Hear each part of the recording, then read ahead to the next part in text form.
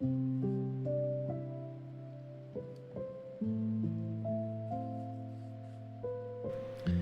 to Believe, the spiritual adventure of AA as experienced by individual members.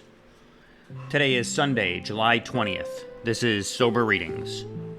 Today we'll finish up Chapter 7, which was titled Coincidence. We have 2 stories remaining. The first one is titled Mathematical Miracle, and the second story is titled Something Was Wrong. So let's get started. Mathematical Miracle. Some years ago, I heard a story which has been making the rounds in the Midwest AA circles for years. I don't have any names to back up this story, but I have heard it from many sources, and the circumstances sound believable. A man in a small Wisconsin city had been on the program for about 3 years and had enjoyed contented sobriety through that period. Then bad luck began to hit him in bunches. The firm for which he had worked for some 15 years was sold. His particular job was phased out of existence, and the plant moved to another city. For several months, he struggled along at odd jobs while looking for a company that needed his specialized experience. Then another blow hit him. His wife was forced to enter a hospital for major surgery, and his company insurance had expired. At this point, he cracked and decided to go on an all-out binge. He didn't want to stage this in the small city where everyone knew his sobriety record. So he went to Chicago, checked in at a North Side hotel, and set forth on his project. It was Friday night, and the bars were filled with a swinging crowd. But he was in no mood for swinging. He just wanted to get quietly, miserably drunk. Finally, he found a basement bar on a quiet side street, practically deserted. He sat down on a bar stool and ordered a double bourbon on the rocks. The bartender said, "Yes, sir," and reached for the bottle. Then the bartender stopped in his tracks, took a long, hard look at the customer, leaned over the bar, and said in a low tone, "I was in Milwaukee about 4 months ago, and one night I attended an open meeting. You were on the speaking platform, and you gave one of the finest AA talks I ever heard." The bartender turned and walked to the end of the bar.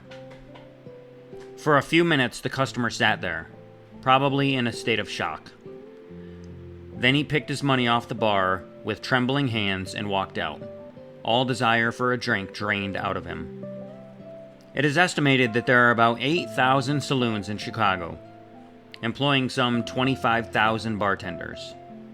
This man had entered the one saloon in 8,000 where he would encounter the one man in 25,000 who knew that he was a member of AA and didn't belong there. That's from Chicago, Illinois. And the last short story for Chapter 7 is titled, Something Was Wrong. Let me stress straight away that, although I come of a family with strong religious beliefs and attended church in my youth, I had no idea what it was all about and wasn't really concerned. I attended church merely to keep my parents off my back. When, as a teenager, I began to drift away from my parents, I also began to drift away from church, and I don't recall ever again going on my knees to pray, until I was introduced to Alcoholics Anonymous in a mental hospital in Glasgow after 18 years of sick drinking. In this hospital, I begged God for help. My tormented mind would not allow me to pray for it. Each day, I asked God to ease this endless torment, only to awake each morning with the same pressure and endless despair. But I kept on asking God for help, and slowly my mind began to unwind. I realized that something wonderful was happening to me. As a person with little or no faith, I wasn't sure whether I was being helped by the hospital treatment, the AA meetings in the hospital, or God. So I clung tight to all three. As time favored me, I began to realize that a power much greater than anything I had known was helping to restore me to sanity. I put myself in the hands of this great power, now known to me as God. Shortly after this, I was released from the hospital, and I was at home when I experienced a very close but frightening conscious contact with the divine power. It all started one Sunday afternoon as I was sitting reading the newspapers. For no apparent reason, I got a very strange feeling that something was wrong with an AA friend who was in the hospital after a slip. I went to the hospital right away and found my friend crying his heart out. He had just received the news that his brother had died 2 hours earlier. On leaving the hospital, after consoling my friend, I was walking down the road when I was suddenly filled by a very moving and frightening power, which seemed to take me over completely. I stopped and looked up into the night sky. I felt that I was up in a cloud and God was inside me. I couldn't sleep at all that night.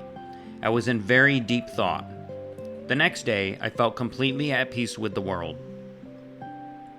After a time, although I still maintained peace of mind, I began to experience a feeling of emptiness which I could not understand. It wasn't until I tried to be completely honest with myself and to practice the AA principles in all my affairs that this emptiness was replaced by joy. It is my belief that the feeling of emptiness was my own doing. I had been so elated by that wonderful experience on the road at night that I wanted to stay up in a cloud with God. But this was not to be. It was my place to be down among the suffering alcoholics, not up in a cloud. As long as I keep my feet on the ground, among the suffering, God will come down and remain always with me. It is not my intention to reform anyone or to pretend to be a holy Joe. I am just a grateful soul who hopes to help someone find peace and happiness and then share it with someone else. Glasgow, Scotland. And that brings us to the end of Chapter 7. Next week, we'll start on Chapter 8, which is titled A Higher Power. Thanks for listening to Sober Readings today. Remember, just for today, don't drink, go to a meeting, and keep coming back. Have a great day, and as my friend Larry says, best day ever.